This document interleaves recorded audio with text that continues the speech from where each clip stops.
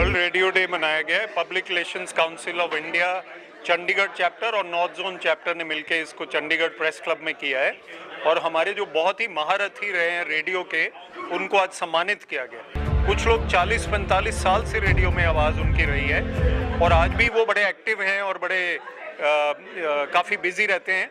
और जो young radio professionals हैं वो भी साथ मिले और public relations council of India को मैं बधाई देता हूँ इसकी। ये रहा कि लोगों ने अपनी मेमोरीज शेयर की रेडियोज़ के बारे में कि रेडियो कैसे शुरू हुआ, कैसे बढ़ता गया, उनकी लाइफ में क्या इम्पोर्टेंस है और इस आवाज़ का कितना ज़्यादा वैल्यू है हमारी रेडियो की आवाज़ का।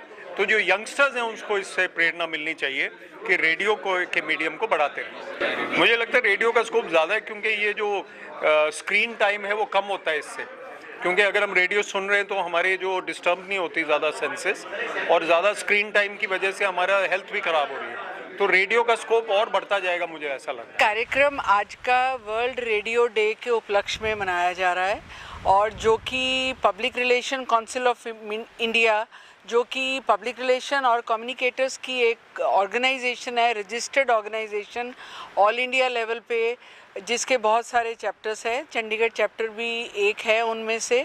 और हमने ये आज पहल की कि वर्ल्ड रेडियो डे पे हम यहाँ के जो स्टालवर्ट्स हैं, जो वेटरन्स हैं रेडियो से जुड़े हुए, उनको एक ऑनर किया जाए इस डे के ऊपर। तो यही पहल करते हुए हमने यहाँ के जितने 6-7 स्टालवर्ट्स अवेलेबल थे, हमने उनको बुलाकर उनको एक तरह से ऑनर दिया और वो सब 70+ हैं और जो अभी भी एक्टिव हैं और उन्होंने ऑल इंडिया रेडियो में बहुत बड़ी भागीदारी अपनी दी है आवाज़ के माध्यम से और न्यूज़ के माध्यम से। तो उनको हमने आज रिकग्नाइज़ किया है यहाँ पे public relation council of India के चंडीगढ़ चैप्टर। देखिए, रेडियो की ये बोल दो कि रेडियो की ग्रोथ हुई है।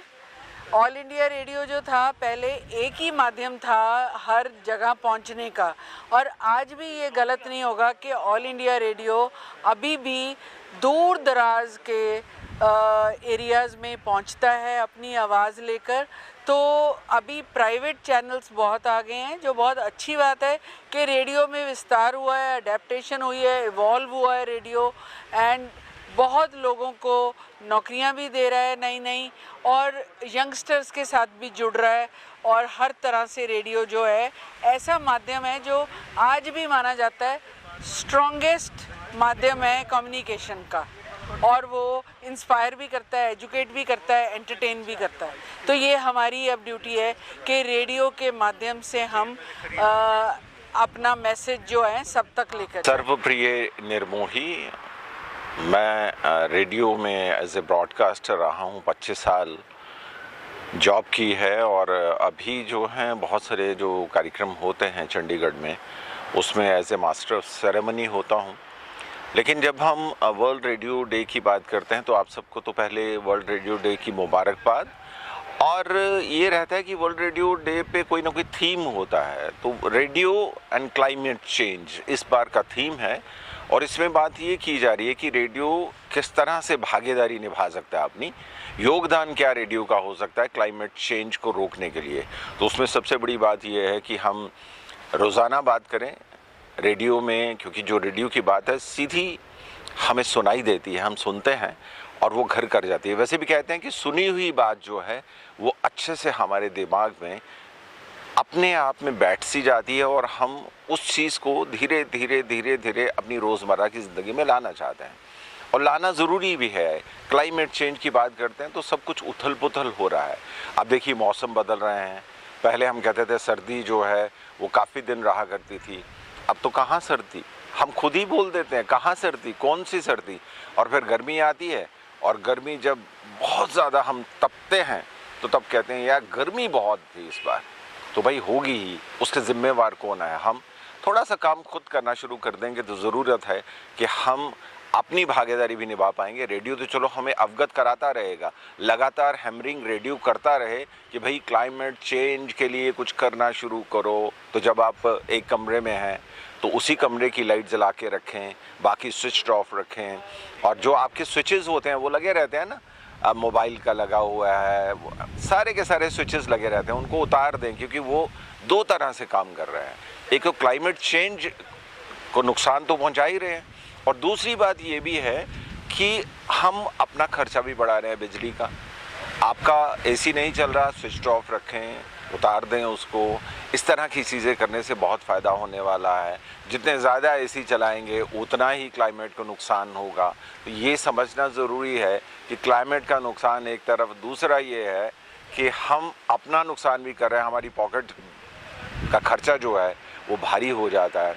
इसलिए आज जागना ज़रूरी है। आज नहीं जागेंगे तो आने वाली पीढ़ी हमें कहेगी कि भाई आपने हमारे लिए क्या किया, क्लाइमेट इस तरह की दे दी कि हम इधर जाएं उधर जाएं, क्या करें।